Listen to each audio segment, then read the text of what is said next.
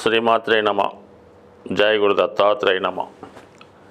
మకర రాశి వారికి జనవరి 26 నుంచి ఫిబ్రవరి 1 మధ్యలో జరగబోయే వారఫలాలు పరిశీలించినప్పుడు రాశి అందే రవి బుధుల సంచారం ఒక బుధాదిత్య యోగం ఏర్పడడం జరిగింది. అయితే ఇక్కడ మనకి రవి అష్టమాధిపతిగా రాశి అందు ప్రవేశించడం వల్ల జాతకుడికి అధికారుల వల్ల ఇబ్బందులు, సొంత బంధువులే విభేదించడం జరుగుతూ ఉంటుంది. మీరు ఎదట వారికి మంచి చేసినా వారు అది చెడుగా భావించి మిమ్మల్ని అవమానించే విధంగా ప్రవర్తించే అవకాశాలు ఉన్నాయి. అంటే మంచిగా వెళ్తే చెడు ఎదురవుతుందని చెప్తూ ఉంటారు.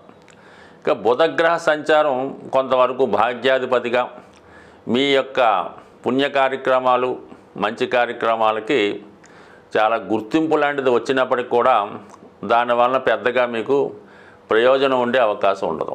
అయితే విద్యార్థులకి ఈ గ్రహస్థితి చాలా అనుకూలంగా ఉండడం జరుగుతుంది.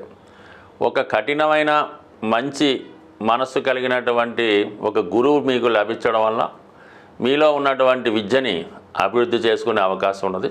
అయితే కొంతవరకు స్వయం ఉపాధి కొరకు ఉద్యోగ ప్రయత్నాలు చేస్తున్న వారికి ఏదో ఒక ఉద్యోగ అవకాశం, ధన ఆదాయం కలిగే అవకాశం ఉంది. అంటే మరి అది పెద్ద స్థాయి కాకుండా మీ జీవన విధానంలో మీకు సరిపోయేంత వరకు మీ యొక్క సంపాదన కొత్తగా ప్రారంభిద్దాం అనుకున్న వాళ్ళకి ఏదో ఒక అవకాశం వచ్చే అవకాశం ఉన్నది. అయితే చాలా వరకు ఈ వార ప్రారంభం అంతా కూడా అధికమైనటువంటి ధన వ్యయం, అది బంధువుల రాక వల్ల అయితేనే, మీ వ్యక్తిగత ప్రయాణాల వల్ల అయితేనే, ఏదో ఒక విధంగా వార ప్రారంభంలో 3 రోజులు ఎక్కువ ఖర్చులు ఇండికేట్ చేయడం జరుగుతూ ఉంది.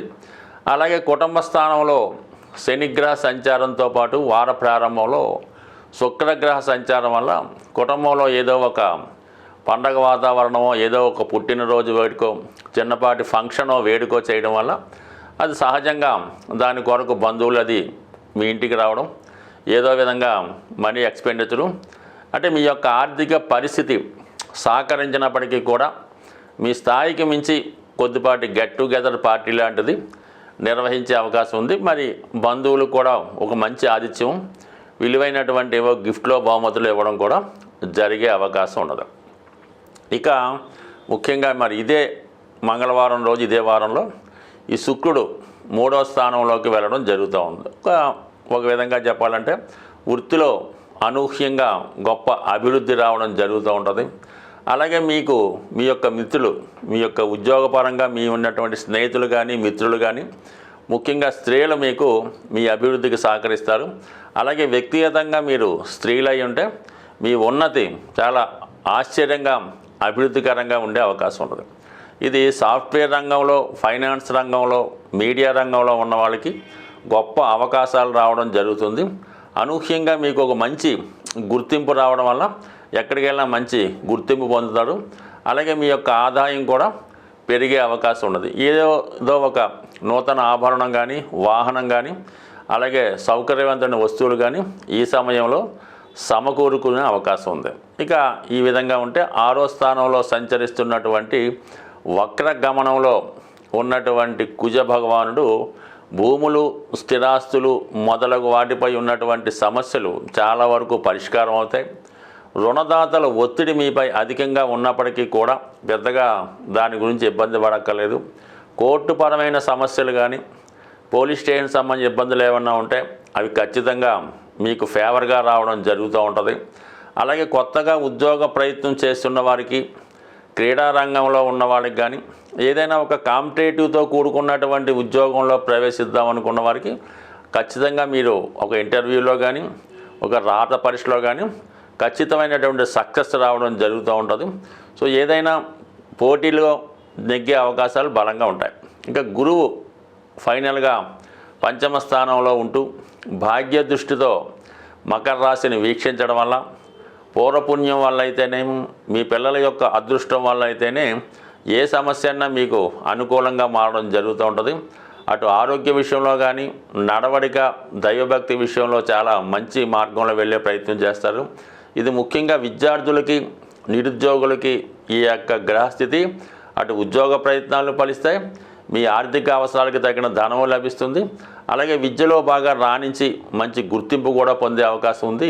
సాధారణంగా గోచార ఫలితాలు అబ్జర్వ్ చేస్తున్నవారు, దాన్ని ఫాలో అవుతున్నవారు కేవలం మనం చంద్రగ్రహ గమనం ఆధారంగా, అంటే మీ యొక్క రాశి చంద్రుడు అవటం వల్ల ఆ రాశికి ఇతర గ్రహాల సంచారం వల్ల మీ యొక్క గోచార ఫలితాలు చెప్పడం జరుగుతూ ఉంటుంది.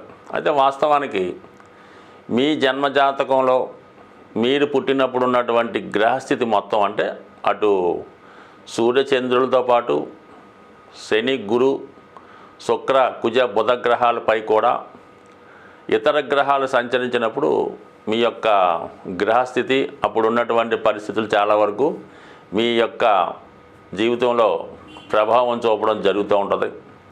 అలాగే ఏలినాటి శని, జన్మశని ఇవన్నీ కూడా అందరికీ ఒకే విధంగా ఉండే అవకాశం ఉన్నది. సుమారుగా ప్రస్తుతం మీనరాశి వారికి ఏలినాటి శని జరుగుతుంటే ఆ రాశిలో ఒక చంద్రుడే ఉన్న వాళ్ళకి ఒక విధంగా, చంద్రుడితో పాటు గురుగ్రహం ఉన్న వాళ్ళకి ఒక విధంగా ఉండే అవకాశం ఉంటుంది. కాబట్టి ఏదైనా ఇవి ఒక పాలసీగా, సింపుల్గా ఒక మార్గదర్శకంగా తీసుకోవాలి తప్ప ఇవే ఖచ్చితంగా జరుగుతాయని రూల్ లేదు. చంద్రుని బట్టి, రవిని బట్టి, లగ్నాన్ని బట్టి, గురువుని బట్టి కూడా గోచార ఫలితాలు ఉంటాయి. కాబట్టి మరి ఎవరన్నా దీర్ఘకాలిక సమస్యలతో ఉన్నవాళ్ళు, ప్రస్తుతం ఉన్నటువంటి పరిస్థితులకి ఎదురెదలేక ఇబ్బంది పడుతున్నవారు స్వయంగా మీ యొక్క వ్యక్తిగత జాతకాన్ని పరిశీలించుకొని అప్పుడు జరుగుతున్నటువంటి దశ అంతర్దశలకి బట్టి ఈ గోచారం కూడా సపోర్ట్ చేస్తూ ఆ ఫలితాలు నిర్ణయించుకొని ఏదైనా దోషాలు ఉంటే ఆ గ్రహానికి సంబంధించినటువంటి పరిహారాలు చేసుకొని ఒక దైవ మార్గంలో, అంటే ముఖ్యంగా ఈ పరిహారాలు కూడా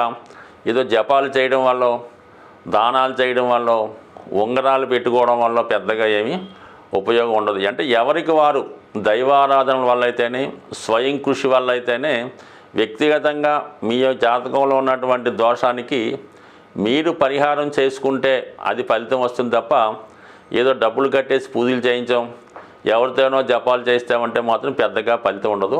ఏదైనా మీ జీవితాన్ని, మీ జాతకం మార్చుకునే శక్తి మీ చేతుల్లోనే ఉంటుంది. కాబట్టి దానికి మీరు ఎన్నుకోవాల్సిందల్లా ఒక సరైనటువంటి గురువుని, ఒక మార్గదర్శకుని ఎన్నుకుంటే అది మీ యొక్క జీవితం మంచి మార్గంలో పడే అవకాశం ఉంది. స్వస్తి.